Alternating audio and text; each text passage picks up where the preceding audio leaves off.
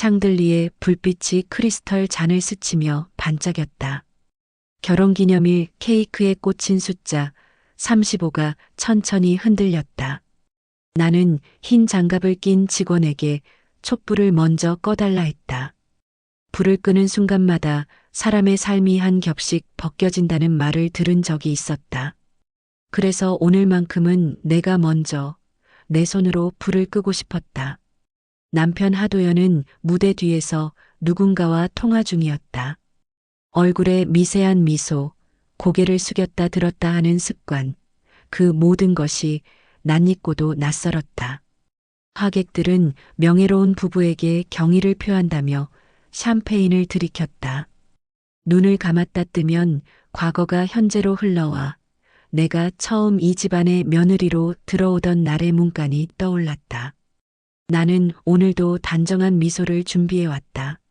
아무도 모르게 속을 다스리며 사회자가 남편의 이름을 불렀다. 도연은 단단한 발걸음으로 무대에 올랐다. 넥타이 매듭이 조금 느슨했다. 그는 마이크를 잡고 오랜 동반자에 대한 감사와 그룹의 미래를 말했다. 나는 고개를 끄덕이며 박수를 보탰다. 그때였다. 무대 뒤 커튼이 열리고 젊은 여자가 걸어 들어왔다. 붉은 드레스를 입은 몸이 라이트를 받아 번들거렸다. 배유진, 그룹 전속 모델이자 홍보이사. 그녀는 내 옆을 스치며 무대로 올랐다. 나는 순간 심장이 한 박자 늦게 뛰는 소리를 들었다. 도연은 그녀의 손을 들어 보이며 은근한 환한 얼굴로 말했다. 소개하겠습니다. 제 새 동반자 그리고 제 아이를 가진 사람입니다. 연회장은 아주 짧은 정적 뒤에 환호와 웅성으로 갈라졌다. 누군가는 탄성을 질렀고 누군가는 술잔을 떨어뜨렸다. 새 동반자, 아이. 단어가 날카로운 칼날처럼 공기를 갈랐다. 나는 의자 팔걸이를 잡았다. 손끝으로 나무의 결이 파고들었다. 내 옆에 앉아있던 몇몇 사교계 인사들이 나를 돌아보았다. 동정과 호기심과 피로가 섞인 눈빛. 나는 그 모든 시선을 천천히 피했다. 도연은 무대 중앙에서 소년처럼 들뜬 억양으로 미래를 말했다. 집안의 대물림, 새로운 시대, 사랑의 또 다른 형태. 그가 말을 이어갈수록 나는 과거의 모든 축하와 약속들이 사라지는 소리를 들었다. 35년의 사진들이 머릿속에서 찢겨나갔다. 시어머니 엄정숙은 첫 줄에서 지팡이를 두드렸다. 체면이란 걸 알아야지. 낮게 내뱉은 말이었지만 그 얇은 음성은 마이크보다 멀리 날아갔다. 유진은 배를 감싸쥐는 신용을 했다. 무대 아래 몇몇이 축하드립니다라고 외쳤다. 누군가는 휴대폰을 들었다. 뉴스가 되는 장면이었다. 나는 천천히 일어섰다. 피가 발끝에서부터 물러나 머리로 몰렸다. 호흡이 가빠졌다. 도연과 내 눈이 마주쳤다. 그는 짧게 고개를 저었다. 앉아. 입모양만 그렇게 움직였다. 그 두 음절이 35년의 결혼을 요약했다. 앉아.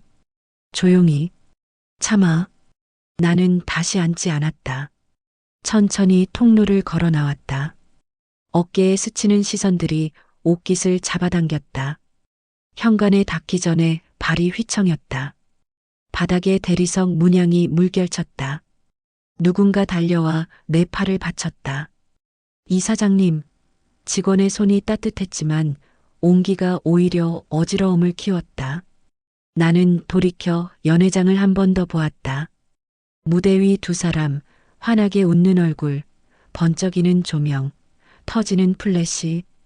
그 장면을 내 눈으로 끝까지 담아야 한다고 느꼈다. 인간이 무너지는 순간은 기록되어야 한다. 그래야 다시 일어설 자리를 찾을 수 있으니까. 나는 숨을 들이마시려 했지만 공기가 목에서 멈췄다. 몸이 기울며 시야가 검어졌다. 누군가 응급실을 외쳤다. 나는 떨어지는 촛농처럼 천천히 바닥으로 스며들었다. 눈을 뜨자 흰색 천장과 희미한 소독약 냄새. 병원이었다. 곁에 누구도 없었다. 물컵에 얹힌 비닐 뚜껑을 벗겨 한 모금 삼켰다. 차가운 물이 식도에 불을 지웠다. 휴대폰 화면에는 수십 개의 메시지가 쌓여 있었다. 안부와 소문과 호기심. 나는 모두 지웠다. 퇴원 수속을 밟으며 거울을 봤다. 눈가에 화장이 번져 있었다. 종이 타월로 천천히 닦았다. 차분해지면 산다. 산다면 생각하고 생각하면 길이 생긴다. 차창 밖으로 오후가 기울고 있었다. 이 집안에 처음 들어오던 날 시어머니는 말했다. 명옥, 가문의 이름을 더럽히지 마라. 나는 수십 년 동안 그 말의 뜻을 나대로 지켜왔다. 오늘 나는 이해했다. 그들은 언제나 가문만 지켰고 나는 나를 지키지 못했다. 집에 도착하자 대문 비밀번호가 낯설게 느껴졌다. 현관에 들어서니 정숙의 유모차 같은 목소리가 복도 끝에서 날아왔다. 정신이 좀 들었나? 내 며느리면 이혼 서류 정리하고 조용히 나가라. 내 체면도 생각해. 나는 신발을 벗으며 조용히 말했다. 어머니, 오늘은 쉬고 싶습니다. 그녀는 가까이 와서 나를 위아래로 훑었다. 늙으면 물러나는 거다. 젊은 여자는 아이를 가진다. 내가 뭘 해줄 수 있니? 나는 대답하지 않았다. 그 말에 오만이 공기 중에 떠다녔다.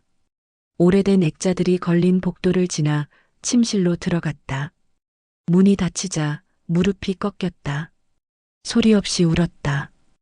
울음이란 건 견딜 수 없는 것을 견디게 만드는 기술이었다. 충분히 울자 눈물은 제 역할을 마쳤다. 나는 일어섰다. 드레서 위 오래된 결혼 사진을 들었다. 액자 뒷판의 나사가 느슨했다. 뭔가 걸리는 감촉. 나사를 풀자 얇은 포장 테이프와 작은 USB가 손에 들어왔다. 침대 모서리에 앉아 USB를 손바닥에서 굴렸다. 결혼사진 뒤에 왜 이런 걸 숨겼을까? 남편의 습관을 떠올렸다. 숨기되 가장 가까운 곳에 숨긴다. 랩톱을 켜고 USB를 연결했다. 폴더들이 떠올랐다. 날짜별 파일명, 해외 법인의 이름, 알파벳과 숫자의 혼합. 하나를 열었다. 계좌 흐름표, 익숙한 회사의 하청사, 비자금 전용 지출. 다른 하나를 열었다. 해외 부동산의 명의와 전자계약서. 서명은 배우진, 수익 귀속은 하도연. 이메일 사본, 암호화된 메모. 마지막 폴더에서 오래된 사진 한 장이 튀어나왔다. 차창에 부서진 비, 도로에 멈춘 검은 세단, 사고 현장 기록. 내 아들의 이름.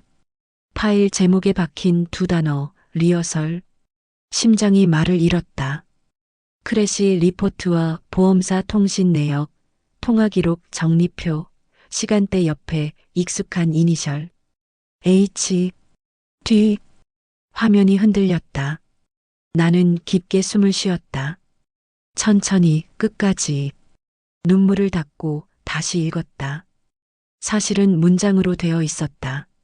한 줄 한 줄이 칼날이었다. 그러나 칼은 쥔자의 도구가 된다.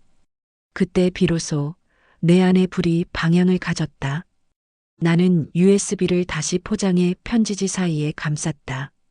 서랍에서 가위와 고무줄을 꺼내 결혼사진을 원래 자리에 놓았다. 거울 앞에 섰다. 오늘의 얼굴은 끝난 얼굴이었다. 내일의 얼굴이 필요했다. 서랍을 열어 머리망을 꺼냈다. 길고 단정했던 머리카락을 하나로 쥐었다. 가위날이 빛났다. 첫 가위를 넣는 순간 오래된 순종이 바닥으로 떨어졌다. 두 번째 가위, 세 번째 가위. 목덜미가 시원해졌다. 화장대 맨 뒤에서 붉은 립스틱을 꺼냈다. 색을 입히자 입술이 살아났다. 나는 거울 속 나에게 말했다. 당신이 시작했어. 이제 내가 끝낼 거야. 그리고 조용히 휴대폰을 들어 평생 친구의 번호를 눌렀다. 전직 기자, 지금은 자유로운 펜을 가진 사람. 명희야, 일이 있어. 오래 걸릴 거야. 하지만 끝을 보자. 밤이 깊어가고 있었다. 불을 끄지 않았다. 오늘만은 어둠을 환히 보려고. 내 안에서 썩던 모든 것이 이제 움직이기 시작했다. 아침 햇빛이 커튼 틈으로 스며들었지만 방 안은 밤과 다르지 않았다. 침대 끝자락에 앉아 USB를 넣어둔 편지 봉투를 쥔 채 몇 시간을 버텼다.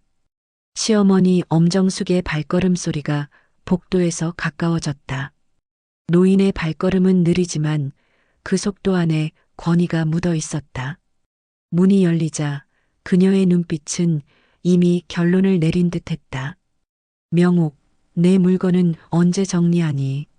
무슨 말씀이세요? 이혼해라. 젊은 여자는 아이를 가진다. 내가 있어도 가문이 더러워질 뿐이야. 그녀의 말은 날카롭게 방안을 가로질렀다. 나는 천천히 숨을 들이마셨다. 어머니, 그건 도연 씨가 원하시는 건가요? 아니면 어머니 생각이세요? 둘 다다. 그 짧은 대답에 35년의 며느리 역할이 무너졌다. 더는 대답할 필요가 없었다. 그녀는 미간을 찡그린 채 문을 닫고 나갔다. 나는 서랍을 열어 작은 노트북을 꺼냈다.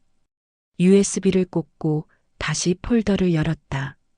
밤새 봤던 자료들이 새벽 공기처럼 차갑게 맞았다. 비자금 계좌 흐름표, 해외 페이퍼 컴퍼니, 명세, 부동산 매입 계약서, 모든 문서엔 날짜와 서명이 명확했다. 도연의 이름, 유진의 서명, 그리고 아들 준혁의 사고 기록. 사진 속 도로엔 파손된 차량, 깨진 유리, 멈춰선 사람들의 그림자가 있었고 경찰 보고서엔 단순 과속 추돌이라 적혀 있었다. 하지만 USB 안의 내부 메모는 달랐다. 리허설 완료. 타깃 이동 경로 확보. H, D, 승인. 이니셜이 의미하는 건 너무도 명확했다. 손이 떨렸지만 나는 파일 하나하나를 복사해 암호화 폴더에 넣었다. 무작정 경찰에 넘길 생각은 없었다. 증거를 쥐는 건 힘이었지만 시기를 잘못 잡으면 무기가 독이 된다. 그 순간 전화벨이 울렸다. 화면엔 박명희라는 이름이 떴다. 어제 전화 무슨 일이야? 명희야, 내가 기자였을 때 비자금 추적한 적 있지? 그녀는 잠시 침묵하다가 낮게 말했다. 있었지. 근데 왜? 내 손에 그게 있어. 그리고 살인 교사 증거도. 숨소리가 수화기 너머에서 길게 이어졌다. 명호가 장난 아니지? 장난이면 좋겠다. 그녀는 단호하게 말했다. 오늘 밤에 보자. 사람 없는 대로. 오후 차를 몰고 오래된 찻집 골목으로 들어갔다. 명희는 구석자리에 앉아 있었다. 그녀의 눈빛은 기자 시절의 그것과 같았다. 나는 USB를 꺼내 테이블 위에 올렸다. 안에 뭐가 있는지 대강은 알아. 근데 내 손에 있다는 건 위험해. 그래서 너한테 왔어. 정리하고 안전하게 퍼뜨릴 방법이 필요해. 명희는 고개를 끄덕이며 수첩을 꺼냈다. 언론, 검찰, 해외 계좌 추적 다 연결할 수 있어. 하지만 시간 걸린다. 그리고 내가 견뎌야 해. 나는 그 말을 들으며 커피잔을 감쌌다. 잔 밑의 온기가 손바닥에 스며들었다. 견디는 건 내 특기였다. 35년 동안 다른 이름으로 해왔던 일이었다. 집에 돌아와 창문을 열었다. 저녁 바람이 커튼을 밀어 올렸다. 거실 한가운데에 결혼식 사진을 꺼내 놓았다. 사진 속에 나는 여전히 웃고 있었지만 그 웃음은 이제 나를 조롱하는 듯했다. 그 웃음을 내 손으로 끝낼 때가 왔다. 내 머릿속에는 하나의 문장이 반복됐다. 당신이 시작했어. 이제 내가 끝낼 거야. 새벽 5시 창문을 여니 차가운 공기가 방 안으로 밀려들었다. 밤새 마음속에서 불이 꺼지지 않았다. 거울 앞에 서니 어제까지의 얼굴이 낯설었다. 길게 뻗은 머리카락, 부드러운 아이보리빛 립스틱, 단정한 블라우스, 이 모든 것이 가면 같았다. 나는 서랍 맨 안쪽에 넣어둔 가위를 꺼냈다. 손잡이를 쥐자 차가운 금속이 손바닥에 스며들었다. 머리카락을 하나로 쥐고 가위날을 넣었다. 첫 챙소리가 방 안에 울렸다. 길고 검은 머리카락이 바닥에 떨어지며 오래된 순종이 잘려나갔다. 거울 속에 목덜미가 드러나자 나는 숨을 깊이 들이마셨다. 서랍에서 작은 립스틱 케이스를 꺼냈다. 한 번도 쓰지 않았던 붉은색이었다. 뚜껑을 여니 은은한 장미향이 났다. 입술 위로 색이 번지자 내 얼굴의 온도가 달라졌다.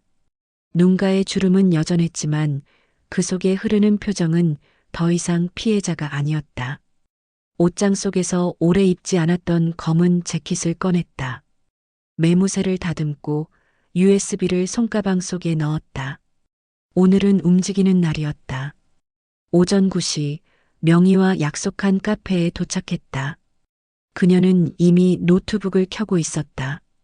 화면에는 복잡한 계좌 흐름도와 해외 부동산 명의들이 빼곡히 펼쳐져 있었다. 하룻밤 새 다 봤어? 봤고 정리도 시작했어.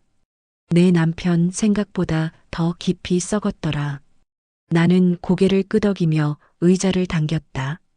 명희야, 나 이 일 천천히 갈 거야. 너무 빨리 끝내면 안 돼. 그래, 알지. 한 번에 무너뜨리려면 뿌리부터 잘라야 해. 그녀의 목소리엔 기자 시절 특유의 냉정함이 묻어 있었다. 우리는 작전의 큰 틀을 세웠다. 먼저 도연의 비자금과 불법 해외 자산 흐름을 잡아 언론에 흘릴 타이밍, 그리고 유진의 약점을 찾아내 내부 분열을 유도하는 단계. 장민석, 준혁의 절친이자 현재 탐정으로 일하는 그를 연결해 현장 자료를 확보하는 계획까지 세웠다. 명희가 말했다. 민석이는 너 잘 아는 애니까 내가 직접 연락해. 나머진 내가 해줄게. 나는 휴대폰을 들어 민석에게 전화를 걸었다. 민석아, 나 명옥 아줌마야. 잠시 침묵이 흐른 뒤 조심스러운 목소리가 들렸다. 아줌마, 무슨 일이에요? 내 친구 준혁이 그 죽음 그냥 사고 아니었어. 전화기 너머에서 숨이 거칠어졌다. 어떻게 아셨어요? 증거가 있어. 만나서 얘기하자. 통화를 끊고 카페 밖으로 나왔다. 거리는 평범했다. 아이들은 등굣길이었고 출근길 사람들은 바쁘게 발을 옮겼다. 하지만 내 눈에 비친 세상은 전혀 평범하지 않았다. 모든 것이 움직이고 있었지만 나는 그 움직임 위에서 새로운 길을 깔고 있었다. 민석과의 만남은 저녁으로 잡았다. 낮 동안은 명희와 함께 USB의 자료를 백업하고 여러 안전한 서버에 분산 저장했다. 명희는 말했다. 이 정도면 웬만한 압수수색에도 버틸 거야.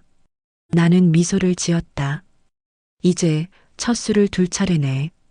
그날 저녁 오래된 창고를 개조한 사무실로 들어서자 민석이 앉아 있었다.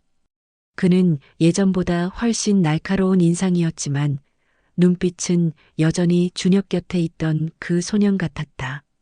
아줌마, 정말 사고가 아니었어요? 나는 USB에서 꺼낸 사진과 메모를 테이블 위에 놓았다. 그의 눈이 커졌다. 이건 조작이에요. 완전히. 그래서 내 도움이 필요해. 내 친구를 죽인 놈을 무너뜨리려면 안에서 움직일 사람이 필요하거든. 민석은 천천히 숨을 내쉬었다. 그리고 고개를 끄덕였다. 끝까지 갑니다. 저도요. 그 순간 내 안에서 무언가가 딱 하고 자리 잡았다. 이제는 더 이상 뒤돌아가지 않을 것이었다. 복수의 첫 발걸음은 그렇게 아주 조용히 시작됐다. 며칠 후 명희에게서 전화가 왔다. 움직일 때야. 도연이 이번 주 금요일에 해외 투자자 만나. 규모가 커서 성공하면 그룹 주가가 폭등하겠지. 나는 창가에 서서 바다를 보듯 창밖을 내려다봤다. 그래서 그걸 깨야 하는 거지. 그렇지. 그리고 그게 시작이야. 명희는 투자자의 성향과 취약점을 설명했다. 돈은 많지만 불법 자금 세탁과 사기 전과에 민감한 인물. 거기다 명성이 생명이라 이미지에 조금이라도 흠집이 나면 거래를 바로 철회한다고 했다. 그 사람 귀에 도연의 비자금 이야기가 들어가면 100% 취소. 우리는 역할을 나눴다. 명의가 익명의 제보자 형태로 투자자, 즉 고문 변호사에게 자료 일부를 보내고 나는 투자자, 개인 비서와의 비공식 접촉을 맡았다. 자료는 전부가 아니라 호기심과 의심을 살 만큼만. 결정적인 건 나중을 위해 남겨뒀다. 작전 당일 나는 호텔 라운지에 앉아 있었다. 투자자의 비서로 보이는 젊은 남자가 들어와 자리에 앉았다. 약속한 대로 나는 테이블 위에 봉투를 올렸다. 봉투 속엔 비자금 흐름표 일부와 해외 페이퍼 컴퍼니 계약서 사본이 있었다. 이걸 왜 저에게? 그가 낮게 물었다. 당신이 모시는 분이 어떤 사람과 거래하려는지 알아야 하니까요. 더 원하면 연락하라고 전해요. 그는 아무 말 없이 봉투를 가방에 넣고 떠났다. 그날 오후 명희에게서 문자가 왔다.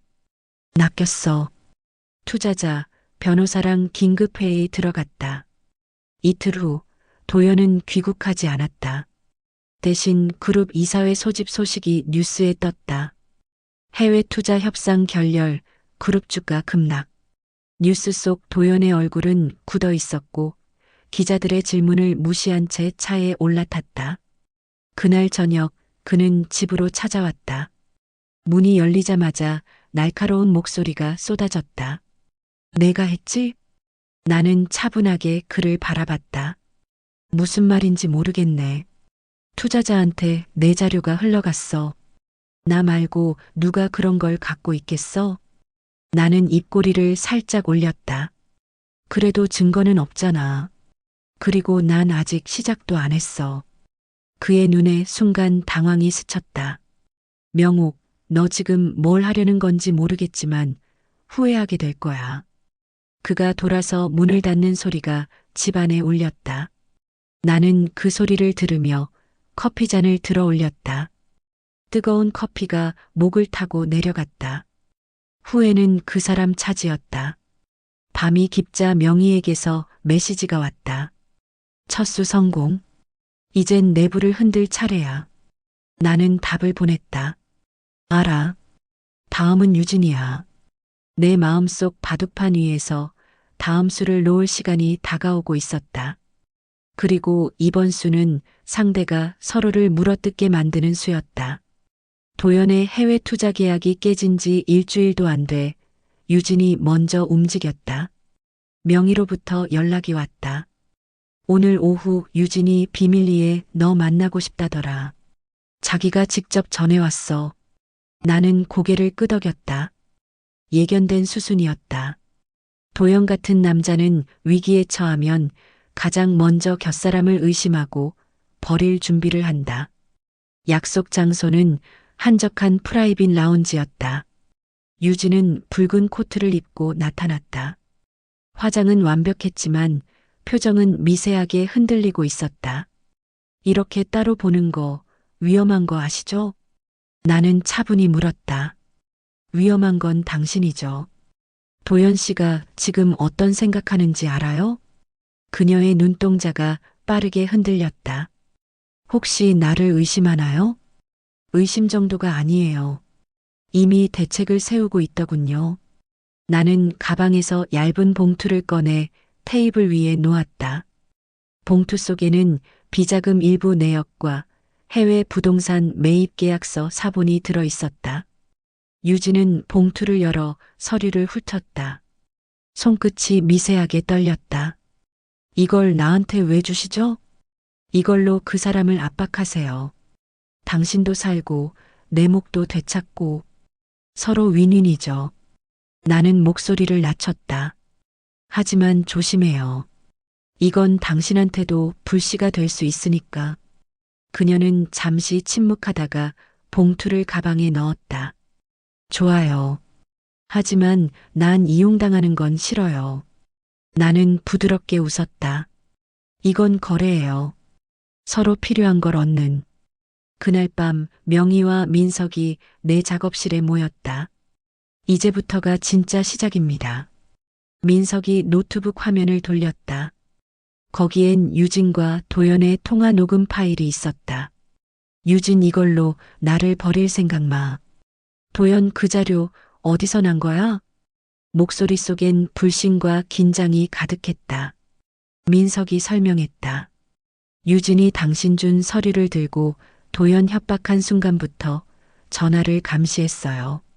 지금부터 모든 대화, 거래, 움직임이 실시간으로 들어올 겁니다. 며칠 후 유진과 도연의 관계는 눈에 띄게 틀어졌다. 그룹 홍보이사 자리에서 유진의 권한이 축소됐고 두 사람의 동반 외부 일정도 사라졌다. 대신 그들의 대화는 더 날카롭고 짧아졌다. 명희가 말했다. 유진은 오래 못 버텨. 곧 더 깊은 걸 우리한테 넘길 거야. 살아남으려면 그럴 수밖에 없거든. 나는 창밖을 바라봤다. 비가 내리고 있었다. 좋아. 그때까지는 기다려. 사람은 몰릴수록 본색이 나오니까. 그 주 금요일 민석이 급히 연락을 해왔다. 아줌마 유진이 도연의 비밀 회계 파일을 빼냈어요. 본사 서버에서 직접. 나는 미소를 지었다. 이제 판이 완성됐네. 내 안에서 오래 눌러왔던 긴장과 분노가 조용히 환희로 바뀌고 있었다. 이건 끝이 아니라 다음 수를 위한 완벽한 연결이었다. 유진이 도연의 회계 파일을 빼낸 지 사흘 뒤 명희가 전화를 걸어왔다. 도연의 오른팔 장도혁. 움직인다. 그 사람 절대 배신 안 한다고 들었는데 권력 앞에선 그렇지. 하지만 권력이 기울면 얘기가 달라져. 장도혁은 그룹 부사장, 20년간 도연의 그림자처럼 따라붙었던 인물이다. 그러나 지금 그의 자리도 위태로웠다. 해외 투자 실패, 주가 폭락, 언론의 의혹 보도, 내부 불만이 들끓고 있었다. 그날 저녁 민석이 보내온 사진이 내 휴대폰에 도착했다. 어두운 골목길, 장도혁이 낯선 남자와 봉투를 주고받고 있었다. 봉투 안에는 현금이 아니라 회사 내부 문서였다. 민석은 짧게 메시지를 남겼다. 이 사람 살길 찾는 중. 우리는 즉시 접촉을 시도했다. 명희가 움직였고 하루 뒤 장도혁과 마주 앉았다. 호텔바 구석자리, 그는 한동안 말이 없었다. 저한테 뭘 원하십니까? 그의 목소리는 낮았지만 손끝은 잔을 두드리며 불안함을 드러냈다. 간단해요. 내가 말했다. 도연이 숨기고 있는 마지막 장부를 주세요. 그리고 준혁 건에 대한 내부 기록. 그의 시선이 순간 날카로워졌다. 그 사건은 잊으시는 게 좋습니다. 잊으라는 말은 진실이 있다는 뜻이죠. 명희가 조용히 노트북을 열었다. 화면에 도연의 비자금 흐름과 유진의 녹취 일부가 재생됐다. 이 자료 장 부사장 이름도 얽혀 있습니다. 그의 손이 멈췄다. 살고 싶으면 선택하세요. 우리 편에 서면 증거에서 당신 이름은 사라집니다. 긴 정적 끝에 그는 잔을 비우고 고개를 끄덕였다. 이제 도연은 끝났습니다. 이틀 후 장도혁이 건넨 USB를 열었다. 거기엔 회사 핵심 회계 장부, 해외 비자금 관리 내역, 그리고 결정적인 문서가 있었다. 교통사고 보고, VIP 지시건, 날짜, 시간, 실행자, 그리고 지시자. 지시자란 항목에 H, D가 선명하게 박혀 있었다. 명희가 숨을 들이마셨다. 이건 검찰 직행이야. 나는 USB를 조심스레 닫았다. 아니, 먼저 언론이다. 세상이 먼저 알아야 해. 그래야 검찰이 움직이지. 그 주 저녁 한 탐사보도 프로그램이 재벌가 교통사고 사주 의혹이라는 제목으로 방송을 내보냈다. 화면에는 가려진 인물들의 증언, 흐릿한 CCTV, 그리고 일부 장부 사진이 등장했다. 방송이 끝나자 인터넷은 폭발했다. 다음 날 아침 검찰이 그룹 본사에 압수수색을 들어갔다. 도연은 그날 저녁 뉴스를 통해 허위 사실이라 주장했지만 표정은 이미 균열이 가득했다. 나는 TV 화면 속 그를 똑바로 바라보며 속삭였다. 마지막 무대까지 얼마 안 남았어. 그룹 창립 50주년 행사장, 호텔 대연회장은 화려하게 꾸며져 있었다. 샹들리에 불빛이 유리잔에 부딪히며 번쩍였고 무대 뒤편에는 위대한 50년, 새로운 100년이라는 현수막이 걸려 있었다. 수백 명의 하객들이 자리했고 언론 카메라의 플래시가 쉴 새 없이 터졌다. 나는 검은 재킷과 붉은 립스틱을 바르고 행사장 한켠에 앉아 있었다. 손가방 안엔 작은 USB 하나가 들어 있었다. 그 속에는 도연의 비자금 장부, 살인 교사 정황, 유진과의 불륜 영상까지 모든 증거가 담겨 있었다. 사회자가 도연의 이름을 부르자 그는 단정한 양복 차림으로 무대 위에 올랐다. 연설문을 읽는 그의 목소리는 여전히 힘이 있었지만 내가 보기엔 그 속이 비어 있었다. 첫 줄엔 엄정숙, 바로 옆엔 유진이 앉아 있었다. 유진의 표정은 무표정과 불안이 섞여 있었다. 연설이 절정에 이를 즈음 사회자가 나를 호명했다. 오늘 이 자리에 특별한 분이 함께 하셨습니다. 전 재단 이사장이셨던 서명옥 여사님, 무대 위로 모시겠습니다. 나는 의자에서 일어나 무대 위로 걸었다. 수많은 시선이 나를 따라왔다. 도연의 표정이 잠시 굳었다. 마이크 앞에 서서 나는 한 호흡 깊게 들이마셨다. 오늘 저는 진실을 말하러 나왔습니다. 뒤쪽 대형 스크린이 켜졌다. 첫 화면은 도연의 비자금 장부였다. 계좌 흐름, 해외 페이퍼 컴퍼니, 명세, 불법 자금 세탁 내역이 날짜와 금액과 함께 적나라하게 나타났다. 하객들 사이에서 웅성거림이 터졌다.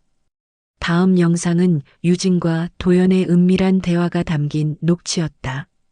유진 나를 버리면 당신도 끝이야. 도연 입 다물어. 사람들의 표정이 변했다. 그리고 마지막 화면에 교통사고 보고서가 떴다. VIP 지시건 지시자 H, D 라는 세 글자가 확대됐다. 나는 마이크를 쥔 손에 힘을 주었다. 이건 제 아들 준혁을 죽게 만든 사건의 기록입니다. 여러분이 존경한다는 이 사람의 얼굴 뒤에 숨은 진실입니다. 순간 행사장은 아수라장이 됐다. 기자들이 앞으로 몰려들었고 플래시가 번쩍였다. 누군가는 자리에서 일어나 소리쳤다. 회장님, 사실입니까? 도연은 무대 앞으로 다가와 마이크를 빼앗으려 했다. 나는 한 걸음 뒤로 물러섰다. 당신이 시작했어. 이제 내가 끝낸다. 그때 행사장 뒤쪽에서 검찰 수사관들이 들어왔다. 명희가 그들과 함께 나타났다.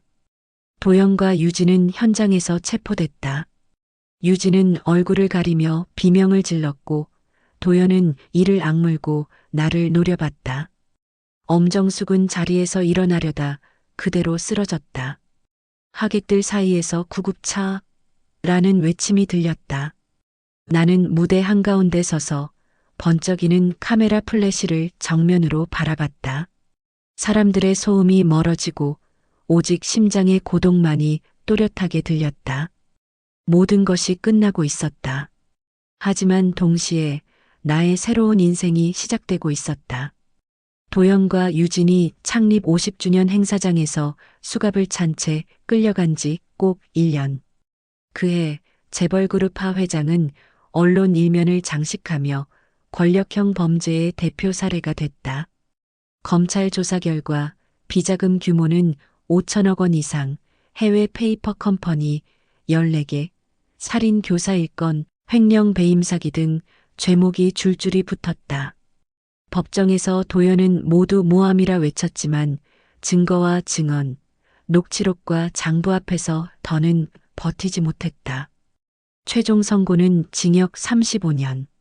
유진은 비자금 세탁과 공모 혐의로 징역 20년형, 그리고 수백억 원의 추징금을 선고받았다. 그녀는 법정에서 울부짖었지만 누구도 귀 기울이지 않았다. 언론은 이 사건을 서명옥의 완벽한 역전극이라 불렀다. 처음엔 불쌍한 피해자로 보던 사람들이 끝엔 통쾌한 승자의 얼굴을 마주했다. 인터뷰 요청이 쏟아졌지만 나는 모두 거절했다.